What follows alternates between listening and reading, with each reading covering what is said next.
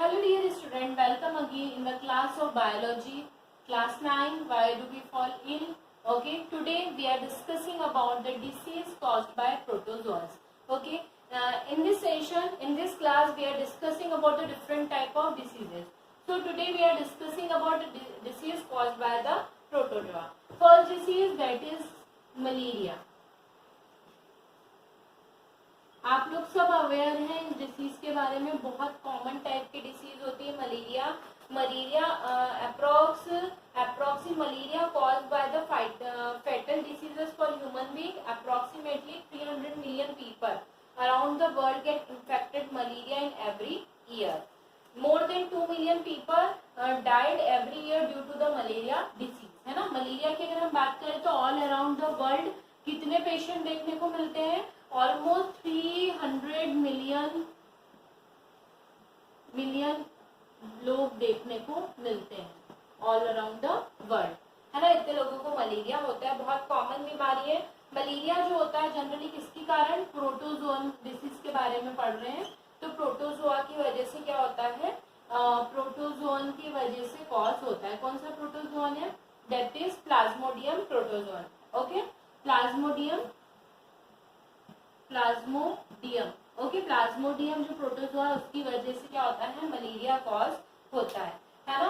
कौन बाइट करता है? Female Anopheles. Female Anopheles mosquito जो होता है उसके बाइट करने से एनाफिलिस मॉस्किटो जो होता है उसके बाइट करने से प्लाज्मोडियम जो होता है ह्यूमन की बॉडी के अंदर ट्रांसफर्ड होता है. जनरली ये दो जगह अपने लाइफ साइकिल चलाता है. एक फीमेल वेक्टर जो होते हैं वो फीमेल एनाफिलिस मॉस्किटो होता है. जब वो ह्यूमन को बाइट करता है तो वो ब्लड के थ्रू ह्यूमन बॉडी के अंदर क्या हो जाते हैं? ट्रांसफर हो जाते हैं. अब हम सिम्टम्स की बात करते हैं. किसके सिम्टम्स की बात हो रही है? मलेरिया डिसीज के सिम्टम्स की बात करते हैं. तो किस तरीके के सिम्टम्स देखने को मिलते हैं? Generally cold. जनरली अगर हम इसकी बात करते हैं तो क्या होना? Cold, fever. ठीक है. और कोल्ड और फीवर के साथ क्या होती है? शिवरिंग होती है. And shivering. ओके, शिवरिंग होती है. शिवर्स देखने को मिलते हैं. इसके अलावा अगर हम बात करें तो और क्या डिसीज देखने को मिलती है? जनरली क्या होता है? High fever. कुछ समय बाद फीवर जो होता है टेम्परेचर बहुत ज्यादा हाई हो जाता है. रेस्पिरेटरी सिस्टम और हार्ट बीट सिस्टम जो होते हैं वो बहुत फास्ट चलने लगते हैं. Higher respiratory and heart beat. ठीक है. इन दोनों का क्या हो जाना? तेज हो जाना. इसके अलावा अगर हम बात करें तो मलेरिया जो होता है इसके कारण ये जनरली कहाँ पे? हमारा जो स्किन होता है ना, जब ये बहुत सीवियर कंडीशन में आ जाता है उस सीवियर कंडीशन में एक और सिम्टम देखने को मिलता है, enlargement of liver and spleen. ठीक है. ये दोनों क्या हो जाते हैं? अपने साइज में बड़े हो जाते हैं. अब हम प्रिवेंट कैसे? ठीक है, ये तो हमने पढ़ लिया कि मलेरिया डिसीज होती ऐसे कौन से प्रोटोजोन के कारण देखने को मिलती है और क्या सिम्टम्स होते हैं. Now we are discussing about कि अब ये जो होते हैं इसके अंदर किस तरीके से हम इस डिसीज से प्रिवेंट हो सकते हैं. अब हम इसके प्रिवेंशन के बारे में पढ़ेंगे. अगर हम प्रिवेंशन की बात करते हैं तो हम इस बीमारी से कैसे बच सकते हैं. तो इससे बचने का एक सिंपल तरीका है कि जनरली हमें हमारे आसपास का जो प्लेस है उसको हमको कैसा रखना चाहिए? क्लीन रखना चाहिए. प्रिवेंशन की अगर हम बात करते हैं so how can we prevent malaria disease? Using wire gauze in our house doors. Okay, हमारे दरवाजों पे हम वायर गेज को यूज करके ताकि मॉस्किटो एंटर ना करे. रिप्लिकेंट का यूज करके. ओके, जैसे ओडोमास और ये सब यूज करते हैं, इन सब रिप्लिकेंट का यूज करके. मॉस्किटो नेट जो होती है उनका यूज करके ताकि मच्छर अंदर एंटर ना कर पाए और हमें बाइट ना कर पाए. Spraying insecticide around the houses के पास में इंसेक्टिसाइड स्प्रे करें ताकि मलेरिया मॉस्किटो जो है या दूसरे मॉस्किटो जो है उनके जो लार्वाज हैं वो डेवलप ना हो पाए। अब हम इस डिसीज से बच कैसे सकते हैं, how can we control this disease? So controlling by the using a drug name quinine. Quinine एक ड्रग होता है, उसको यूज करके, उसकी बनी हुई मेडिसिन को यूज करके हम मलेरिया डिसीज से बच सकते हैं। जनरली ये कहाँ से होता है, एक ट्री होता है that is called चिंकोना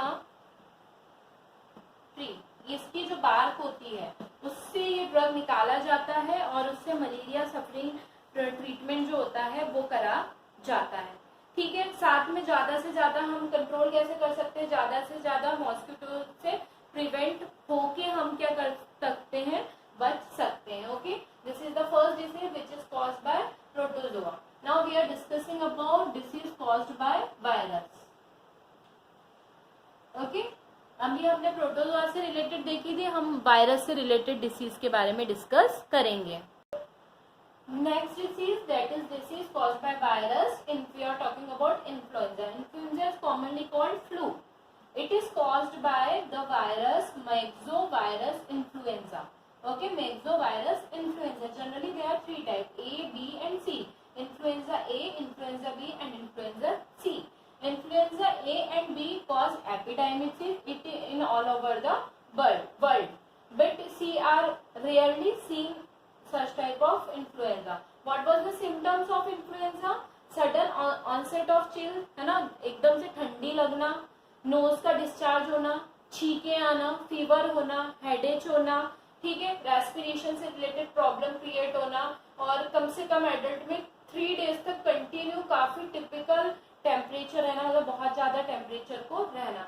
how can we prevent? We should try to keep away from the patient. हमको पेशेंट से ज्यादा दूरी बना के रखना चाहिए, क्योंकि वायरस से रिलेटेड डिसीज जो होती है वो कैसी होती है, कम्युनिकेबल डिसीजेस होती है। How can we control this influenza fever?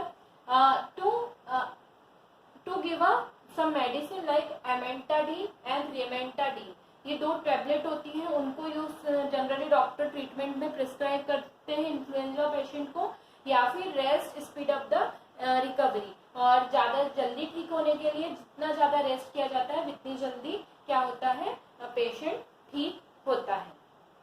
इसके बाद नेक्स्ट वायरस से रिलेटेड डिसीज के बारे में हम बात करेंगे। That disease is jaundice. Okay, you all are aware jaundice, जिसे हम हिंदी में पीलिया कहते हैं। ये भी किसके कारण फैलता है, ये भी वायरस के कारण ही देखने को मिलता है। Now we are talking about jaundice. Okay, we are talking about jaundice and hepatitis. Okay, ये दोनों डिसीज जो होती है ये भी कॉज होती है वायरस के थ्रू। अगर हम जॉइंडिस की बात करते हैं तो ये किसके ऊपर अटैक करते हैं, they are attacking on human liver.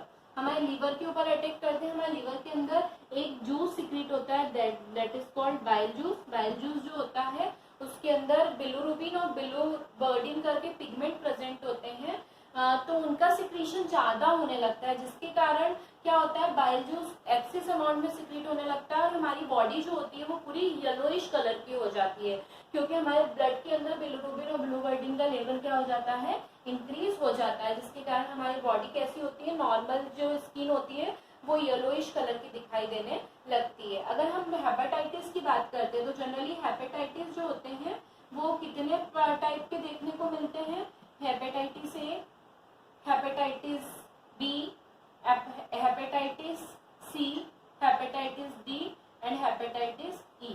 ठीक है, इतने टाइप के हेपेटाइटिस जो होते हैं देखने को मिलते हैं। Generally hepatitis D was very dangerous and यही सबसे ज्यादा स्प्रेड आउट देखने को मिलता है। हेपेटाइटिस ए और बी जो होते हैं काफी कॉजिंग होते हैं, और ये जो होते हैं ये कैसे होते हैं, डीएनए वायरस होते हैं। ठीक है, ये कैसे होते हैं, डीएनए वायरस होते हैं। ठीक है, other than that hepatitis A की अगर हम बात करें तो हेपेटाइटिस ए जो होता है वो आरएनए कंटामिनेटेड वायरस के कारण, आरएनए कंटेनिंग वायरस के थ्रू देखने को मिलता है। ठीक है, आरएनए कंटेनिंग वायरस के थ्रू देखने को मिलता है। एक तरीके का इन्फेक्टर जो हमारे लिवर जो होता है उसके ऊपर अटैक करता है चाइल्ड और यंग वन के अंदर, और हेपेटाइटिस ए वायरस जो होता है जो फीसिस, ओरल रूट और इनके थ्रू क्या होता है, इन्फेक्ट करने का काम करता है। हैं हाई टेम्परेचर, हेडेक, है ना, थकान, weakness, joint pain, loss of appetite with the feeling of nausea and vomiting, मतलब बेहोशी और वॉमिटिंग काफी ज्यादा लगी रहती है, उस कारण हमारा वेट जो होता है वो लॉस होने लगता है। बॉडी पे रैशेस आने लगते हैं, यूरिन डार्क येलो कलर की हो जाती है, और light colour stool after 3 to 10 days of infection, है ना, और हमारी जो स्टूल होता है उसका कलर भी लाइट येलो कलर का हो जाता है 3 से 10 दिन के अंदर। प्रिवेंशन कैसे कर सकते हैं? यूज क्लोरीनेटेड वाटर के थ्रू फैलता है, तो हम क्लोरीनेटेड वाटर मतलब प्योर वाटर पिए, बॉइल्ड वाटर पिए, या फिर ऑक्सीनेटेड वाटर के थ्रू हम बच सकते हैं। हमारे आसपास के एटमॉस्फेयर में हम क्लीनिंग रखें, जो पेशेंट है उससे थोड़ा सा सेफ्टी और सिक्योरिटी रखें। Generally, for an early cure, it is essential that patient jaundice take the adequate rest, है ना, मतलब समय पे देखा जा सके, कंट्रोल करने के लिए जॉन्डिस पेशेंट जो होता है उसको हाई कैलोरी डाइट दी जाए, शुगर केन, रेडिश, इन सबके जूस दिए जाए, है ना, consumption of protein fat should be limited, है ना, इनका लिमिटेशन में रखे कंजप्शन प्रोटीन और फैट का। इस तरीके से क्या होता है, हेपेटाइटिस से बचा जा सकता है। अगर हम हेपेटाइटिस बी की बात करते हैं, ये तो मैंने कॉमन बताया hepatitis A B C D तीनों के बारे में, हम हेपेटाइटिस बी की बात करते हैं तो इसको सीरम हेपेटाइटिस भी बोला जाता है, जो डबल स्ट्रैंडेड डीएनए वायरस के थ्रू देखने को मिलता है।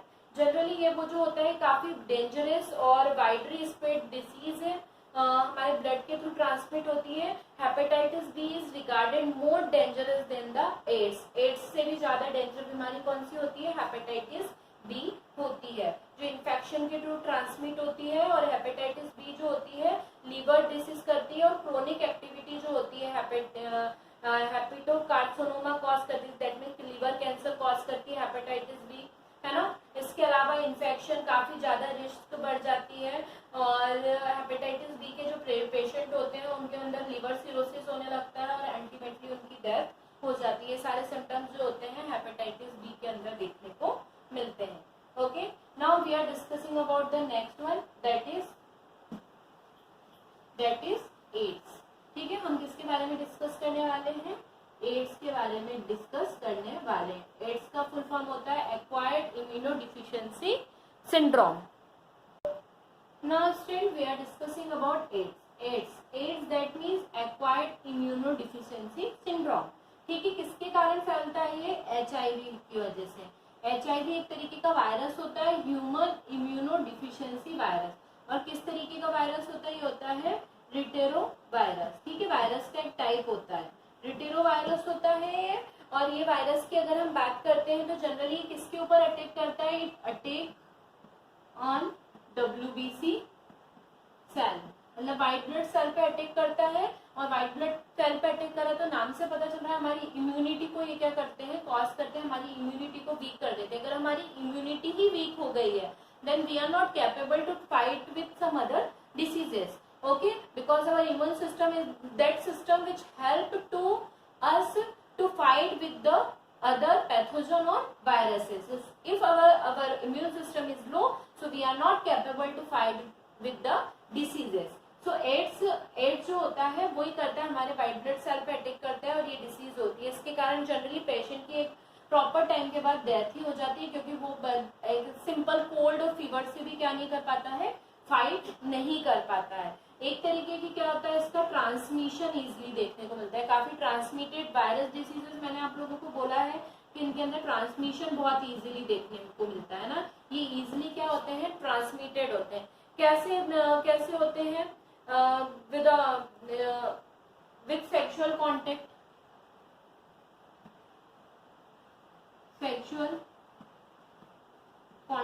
sexual contact that means if any male or any female get sexually contact with more than one male or without any protection or like condoms or such that they are transmitted from one person to another। अगर एक व्यक्ति more than one person से sexual relation रखता है और they are not using safety measures at that time जो होता है, अगर एक पर्सन इस डिसीज से कॉज है तो नेक्स्ट के अंदर भी ये क्या होती है? स्प्रेड आउट होती है। ठीक है, सेक्सुअल कांटेक्ट के थ्रू। इसके अलावा कैसे फैलती है कोई डिसीज जो होती है ब्लड ट्रांसमिटेड डिसीज होती है, तो ब्लड ट्रांसफ्यूजन जब होता है उस समय ट्रांसफ्यूजन ऑफ ब्लड है, ओके, ट्रांसफ्यूजन ऑफ ब्लड के ट्रांसफ्यूजन के थ्रू भी देखने को मिलती है।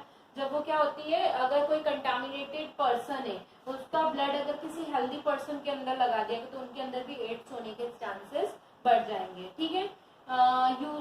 यूजिंग नीडल यूज करके कोई व्यक्ति ऐसा है जिसको कोई नीडल्स यूज करी है, सिरिंज यूज करी है और वही किसी हेल्दी पर्सन को कर दी तो उनके अंदर भी क्या होती है, डिसीज ट्रांसमिट हो जाती है।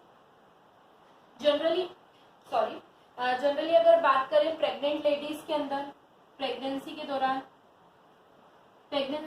दैट मीन्स कोई लेडी एड्स पॉजिटिव है, अगर उनके बेबी अगर एट द टाइम वो प्रेग्नेंट हो गई तो उसके बेबी के अंदर भी ये डिसीज क्या होती है, ट्रांसमिट होने के चांसेस बढ़ जाते हैं।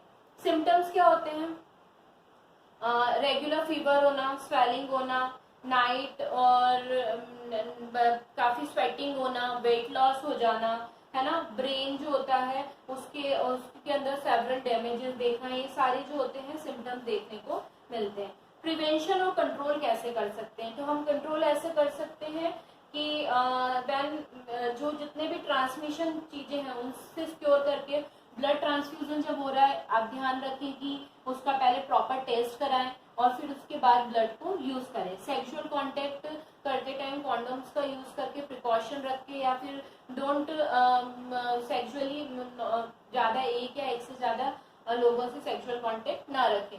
यूजिंग नीडल, आजकल डिस्पोजल नीडल्स आ रही हैं, ऑलवेज उनका यूज करें, यूज एंड थ्रो, है ना।